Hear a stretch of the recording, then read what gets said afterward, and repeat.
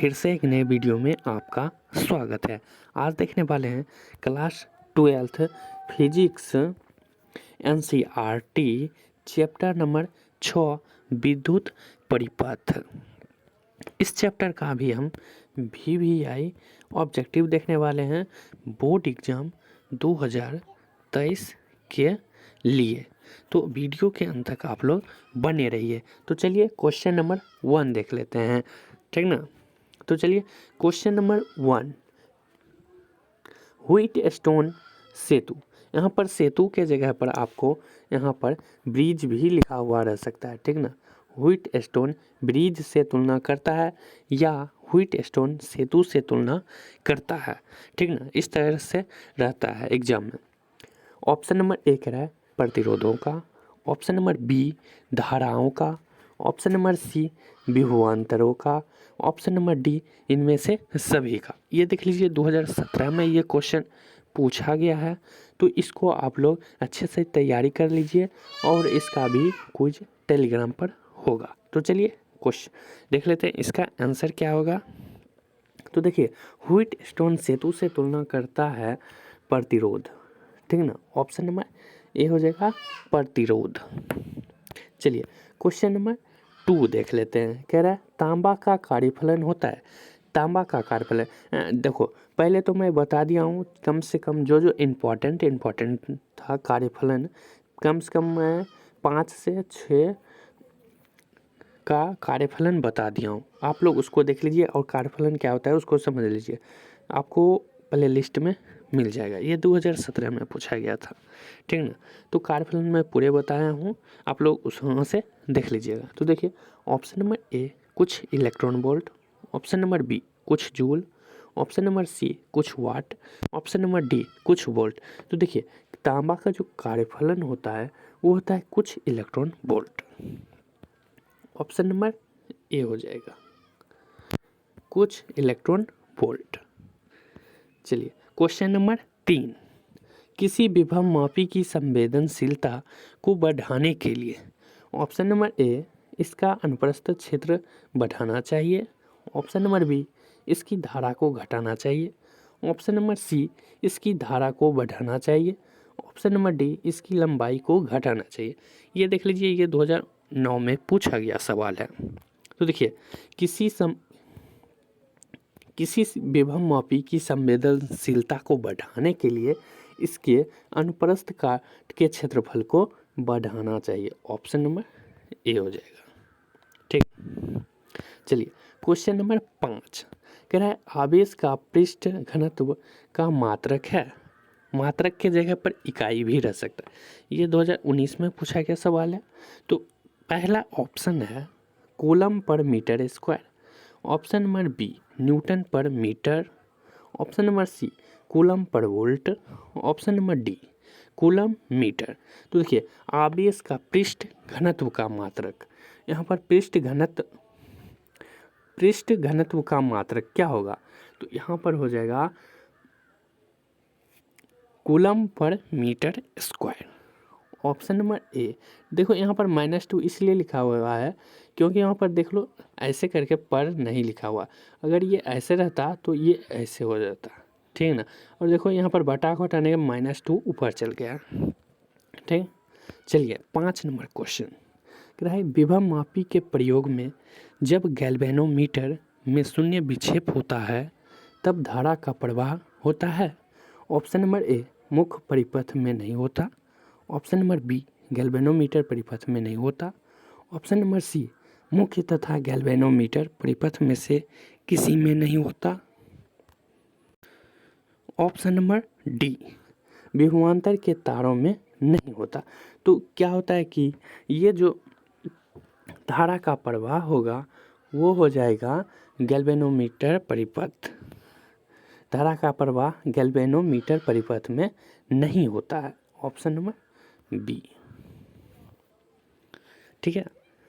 चलिए question number 6 देखते हैं। अब कह रहा है देख लीजिए बीवर यानी कि होल मोबाइल आवेश वाहक होता है। बीवर या होल मोबाइल आवेश वाहक होता है। Option number A conduction band में, ऑप्शन नंबर बी फॉरवेडेन ऊर्जा अंतराल में, option number C valence band में, ऑप्शन नंबर डी इनमें से कोई नहीं। तो मोबाइल आवेश वाहक जो होता है वो होता है फॉरबिडन ऊर्जा अंतराल में, ऑप्शन नंबर बी। ठीक है, चलिए क्वेश्चन नंबर 7, ट्रांजिस्टर की धारा लाभ अल्फा परिभाषित होता है। तो देखिए अल्फा जो परिभाषित होगा वो होगा IC/IE द्वारा, ठीक ना, ऑप्शन नंबर बी हो जाएगा IC/IE द्वारा। क्वेश्चन नंबर 8, वैसी युक्ति जो सौर ऊर्जा को विद्युत ऊर्जा में परिवर्तित करता है उसे कहते हैं, यानी कि जो सौर ऊर्जा को विद्युत ऊर्जा में बदल देता है उसे हम क्या कहेंगे। ऑप्शन नंबर ए सौर सेल, ऑप्शन नंबर बी शुष्क सेल, ऑप्शन नंबर सी संचायक सेल, संचायक भी रह सकता है, ठीक ना, option number D button cell. तो सौर ऊर्जा को जो विद्युत ऊर्जा में बदल देगा उसे कहते हैं शुष्क सेल, ठीक ना, शुष्क नहीं, देखिए सौर सेल कहते हैं उसको, ठीक ना, सॉरी यहाँ पर सौर सेल हो जाएगा क्योंकि आप लोग देखेंगे लाइट, ठीक ना, जो धूप में चार्ज होता है और वहाँ पर विद्युत के रूप में बल्ब जला देता है, ठीक ना, तो उसका क्या हो जाएगा सौर सेल, ऑप्शन नंबर ए हो जाएगा, शुष्क सेल नहीं होगा। चलिए 9 नंबर, सौर सेल पैनल का उपयोग किया जाता है। सौर सेल पैनल का उपयोग किस तरह किया जाता है, किस पर किया जाता है। ऑप्शन नंबर ए कृत्रिम उपग्रह में, ऑप्शन नंबर बी चंद्रमा पर, ऑप्शन नंबर सी मंगल ग्रह पर, ऑप्शन नंबर डी कहीं भी नहीं। तो देखिए सौर सेल पैनल का उपयोग कृत्रिम उपग्रह में किया जाता है, ऑप्शन नंबर ए हो जाएगा कृत्रिम उपग्रह। चलिए 10 नंबर क्वेश्चन, GAP संधि द्वारा अधिकांश प्रकाश उत्सर्जित होता है। GAP संधि द्वारा अधिकांश प्रकाश कहाँ पर उत्सर्जित होता है। ऑप्शन नंबर ए लाल और हरा, ऑप्शन नंबर बी लाल और पीला, ऑप्शन नंबर सी लाल और बैंगनी, ऑप्शन नंबर डी इनमें से कोई नहीं। तो GAP संधि द्वारा अधिकांश प्रकाश लाल और हरा उत्सर्जित होता है, ऑप्शन नंबर ए हो जाएगा। आप लोग क्या कहते हैं रेलवे स्टेशन पर गए होंगे तो रेड कलर और हरा कलर ज़्यादा वहाँ पर यूज होता है, ठीक ना, ट्रैफिक पर गए होंगे तो वहाँ पर भी रेड स्टॉप और हरा यानी कि चलते रहता है, ठीक ना। चलिए क्वेश्चन नंबर 11 नंबर क्वेश्चन कह रहा है संयोजक ऊर्जा बैंड तथा चालन ऊर्जा बैंड के बीच अंतराल को क्या कहते हैं। Option number A Fermi band, option number B band gap, option number C संयोजक बैंड, ऑप्शन नंबर डी चालन बैंड कहते हैं।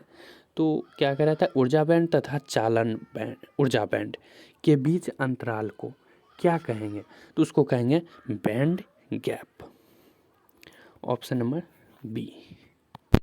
चलिए 12 नंबर क्वेश्चन, सुचालक पदार्थ में संयोजक बैंड तथा चालन बैंड के बीच, ऑप्शन नंबर ए चौड़ा बैंड गैप होता है, ऑप्शन नंबर बी पतला बैंड गैप होता है, ऑप्शन नंबर सी कोई रिक्त स्थान नहीं होता है, ऑप्शन नंबर डी इनमें से कोई नहीं।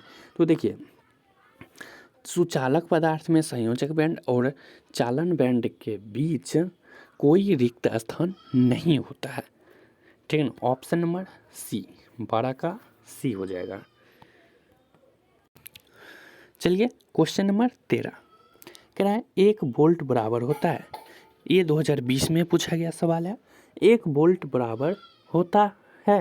तो देखिए 1 वोल्ट बराबर होता है 1 जूल पर कूलम, ठीक है ना, ऑप्शन नंबर बी हो जाएगा।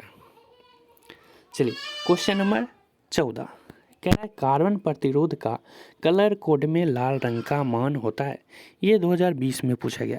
और देखो मैं लाल हरा ब्लू बैंगनी जितना भी कलर होता है सबका मैं कलर कोड निकालने के लिए बताया हूँ, यानी कि प्रतिरोध कार्बन प्रतिरोध तो मैं टॉपिक ही पढ़ाया हूँ, आप लोग उसको देख लीजिए और कमेंट कीजिए कि लाल रंग का मान कितना होगा कलर कोड में, ठीक ना, कमेंट इसको आप लोग कर दीजिएगा प्लीज़,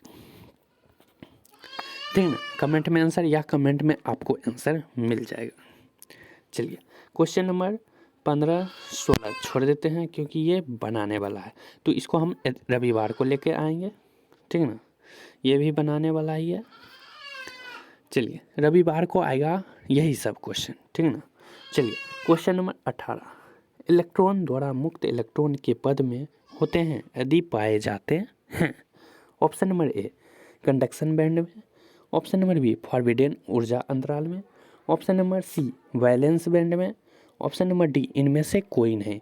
तो यदि पाए जाते हैं, इलेक्ट्रॉन मुक्त इलेक्ट्रॉन के पद में होते हैं यदि पाए जाते हैं, तो ये पाए जाते हैं कंडक्शन बैंड में, ठीक ना। ऑप्शन नंबर ए। चलिए क्वेश्चन नंबर 19 देखते हैं। कह रहा है कंडक्शन बैंड अंशतः खाली होते हैं। ऑप्शन नंबर ए अचालक में, ऑप्शन नंबर बी अर्धचालक में, ऑप्शन नंबर सी धातुओं में, ऑप्शन नंबर डी इनमें से कोई नहीं।